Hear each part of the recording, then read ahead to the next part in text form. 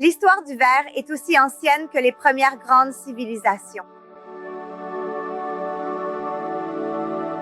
De l'Égypte à l'Empire romain, le verre a symbolisé le progrès, la créativité et l'ingéniosité humaine.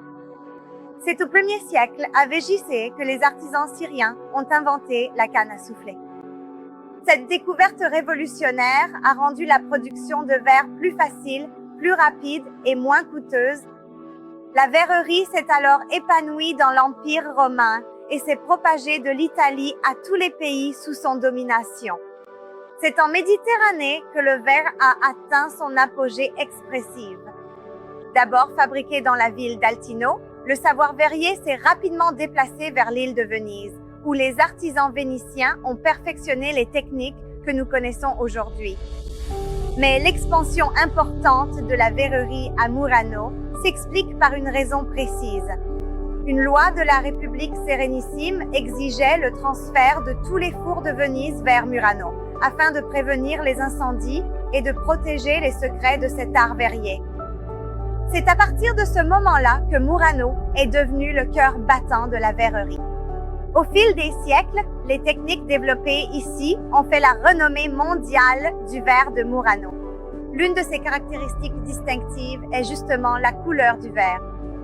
Les Vénitiens étaient maîtres dans l'art de créer des couleurs extraordinaires grâce à l'accès privilégié aux matières premières venant de l'Orient jusqu'à l'Afrique du Nord.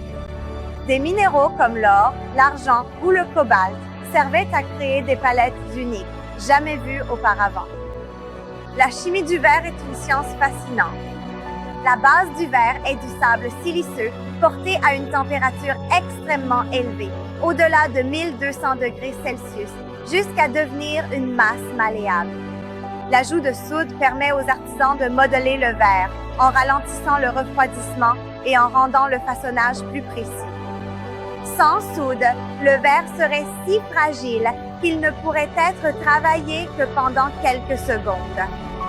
Le calcium, lui, stabilise la structure du verre. Le verre de Murano n'est donc pas qu'un matériau, mais un véritable trésor de savoir-faire chimique et technique préservé depuis des siècles par les maîtres verriers. Parmi les noms les plus illustres, on trouve Angelo Barovier, qui au XVe siècle a découvert le cristal transparent, atteignant une transparence jamais vue auparavant et devenant célèbre dans toute l'Europe. L'histoire du verre de Murano est remplie d'épisodes fascinants et parfois mystérieux. Sous le règne de Louis XIV, le roi Soleil, la France voulait créer de grands miroirs pour la Galerie des Glaces à Versailles. Mais les artisans français ne parvenaient pas à égaler la qualité des miroirs vénitiens. 2 maîtres verriers furent donc clandestinement envoyés à Paris depuis Venise. Mais la Sérénissime n'était pas prête à céder ses secrets aussi facilement. Des assassins furent envoyés à Paris et les 2 maîtres furent tragiquement tués pour protéger les secrets de la verrerie. Avec le temps, Murano a cependant ouvert ses portes au monde, ne gardant plus jalousement les secrets de l'art verrier. Aujourd'hui, Murano est devenu une sorte de Silicon Valley du verre, un lieu où artistes et designers du monde entier viennent apprendre et innover. Nos maîtres voyagent pour transmettre leurs techniques, préservant ainsi la tradition et la rendant accessible à tous. Parmi les techniques les plus emblématiques, la verrerie de Murano se distingue par plusieurs méthodes extraordinaires.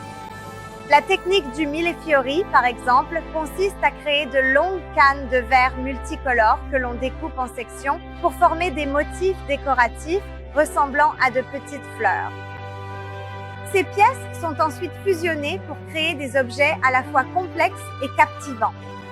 Une autre technique très prisée est la filigrane, également appelée lavoro in pietra.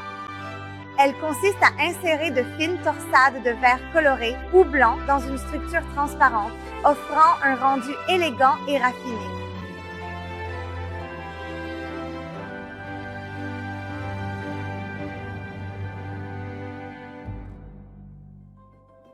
Et bien sûr, il y a le soufflage de verre, technique emblématique et peut-être le symbole le plus reconnu de l'art muranais. Grâce à elle, les maîtres verriers créent vases, lustres et innombrables objets en soufflant de l'air dans la masse fondue à l'aide d'un long tube. Cette méthode exige rapidité, maîtrise et précision. L'une des techniques les plus artistiques est le verre sculpté, qui permet de créer des détails fins et des formes en 3 dimensions complexes. Chaque pièce est une œuvre d'art unique, reflet de la créativité et du savoir-faire de l'artisan. Enfin, les célèbres perles vénitiennes sont un trésor intemporel de Venise. Ces petits joyaux sont fabriqués en enroulant des couches de verre coloré autour d'un noyau métallique et se distinguent par leur beauté intemporelle et leurs motifs complexes. L'histoire du verre de Murano est faite de passion, de sacrifice et d'innovation. Elle a évolué au fil des siècles tout en préservant les valeurs de la tradition. Aujourd'hui, nous sommes là pour la partager avec vous et faire perdurer la magie du verre de Murano.